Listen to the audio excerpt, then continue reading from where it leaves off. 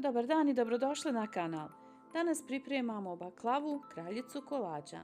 Neizostavna za praznike i posebne prilike. Probajte recept koji uvijek uspijeva. Najprije na početku pripremimo agdu ili sirup za baklavu. Pomiješati 1 kg šećera sa 1200 ml vode. Staviti da agda kuha. Pripremiti 4 kolutića limuna. Limun prethodno oprati vodom i sodom bikarbonom. U 800 g mljevenih oraha dodati 4 kašike šećera.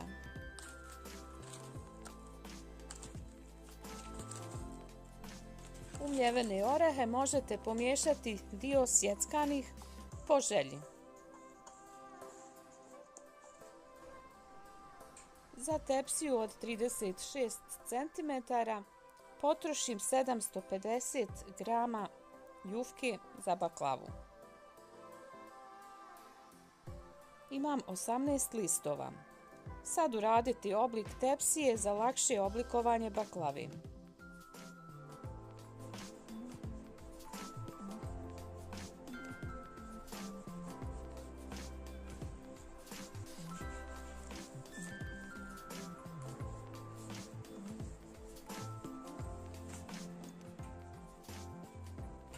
Agda lagano kuha. Kuhati oko 15 minuta. Pred kraj kuhanja dodati limun izrezan na kolutiće. Nakon toga agdu ostavite da se ohladi. Otopiti 300 g maslaca za premazivanje baklavi. Možete dodati malo ulja, po želji. Obavezno ukloniti mliječni dio sa maslaca.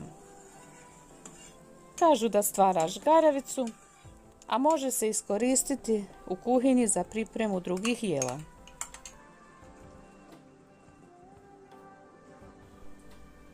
Tepsiju premazati sa malo otopljenog maslaca. Redati 4 lista jufke. Svaki list premazati sa malo maslaca.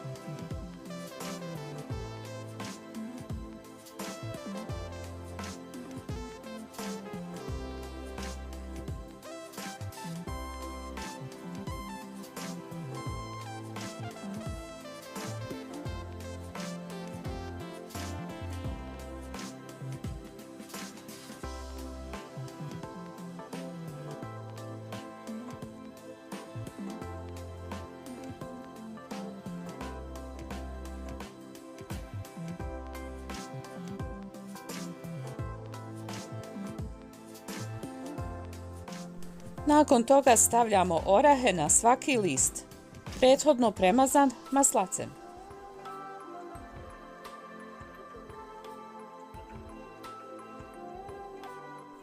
Na kraju ostavite 5 listova za prekriti baklavu. Ostalo sve utrošiti. Pratite postupak pripreme.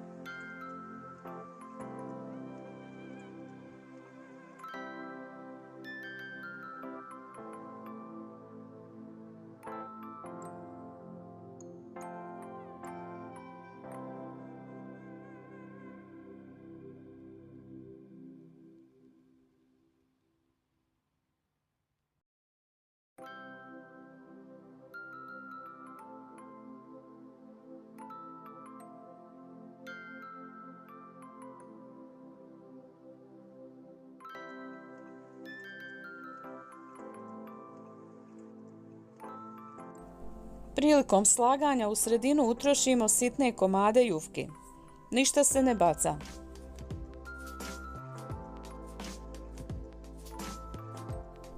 Hvala što pratite moj kanal. Ukoliko se možda još niste pretplatili, možete to učiniti sada. Vaša podrška puno znači za rad i trud.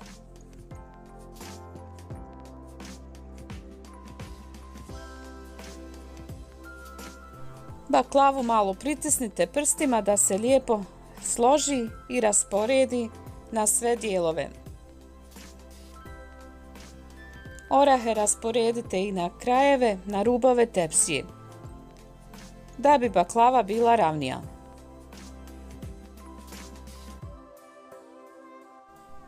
Baklavu prekriti sa 4 lista. Svaki list premazati maslacem. Ostaviti 5. list za prekriti izrezanu baklavu.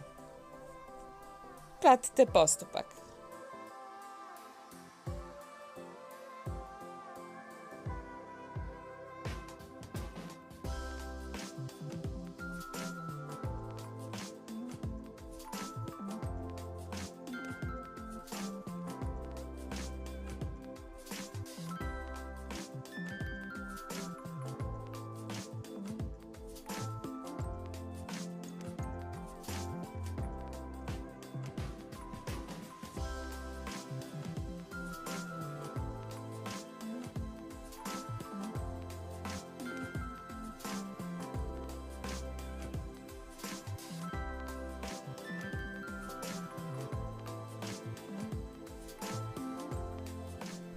Baklavu možete izrezati po želji, na način koji želite.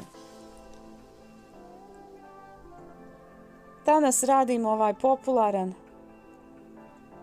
način i veoma sam oduševljena kako je jednostavno.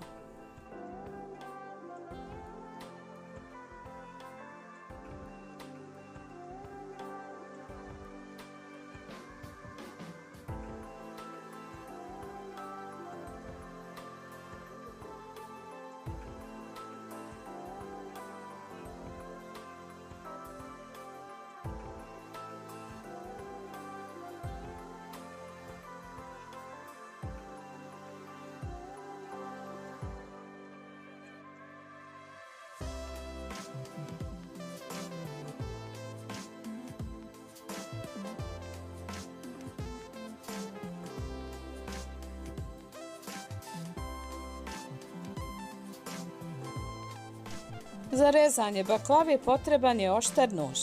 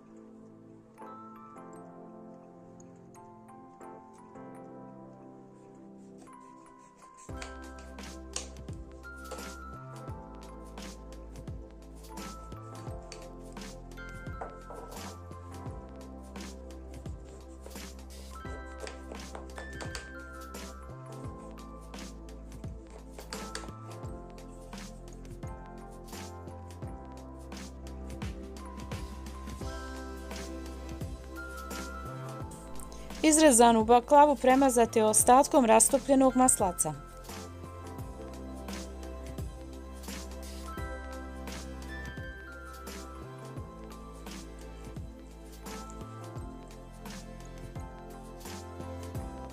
Na kraju staviti zaštitni list.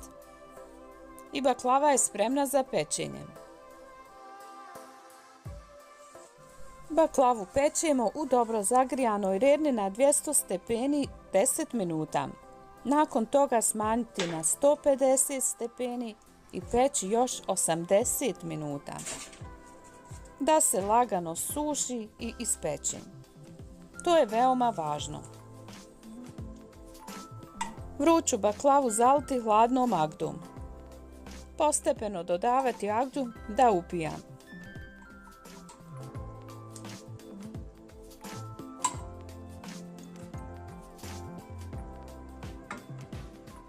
Baklavu ostavite da se ohladi na sobnoj temperaturi. Nakon toga možete poklopiti i ostaviti u frižideru.